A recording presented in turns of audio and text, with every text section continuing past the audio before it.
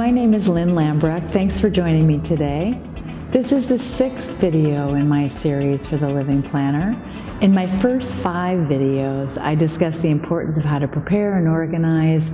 We talked about things and people. We talked about the whole banking and financial side of life. We talked about the legal perspective and advanced care directives. Now in this video, I want to broach a topic of funeral planning, but also that of final wishes.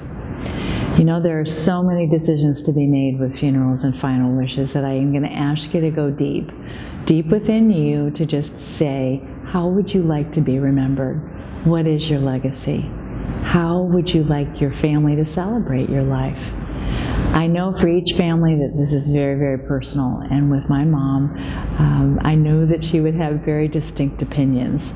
She and I actually made an appointment and went to go to our funeral parlor in advance, and she chose everything from her casket.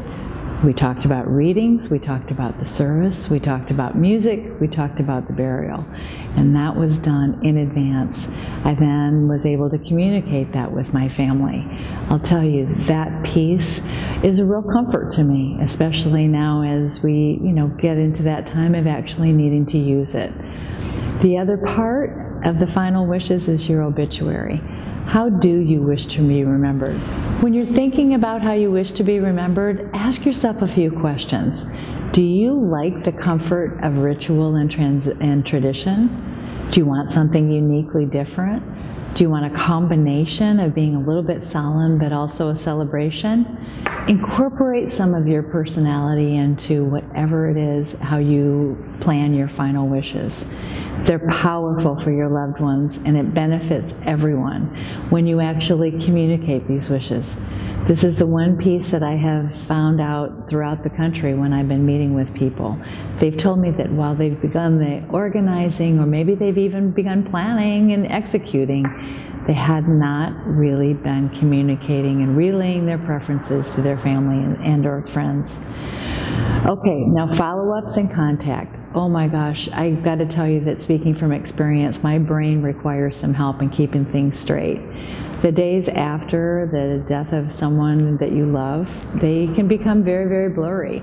And it's entirely up to you to decide on a process that works for you.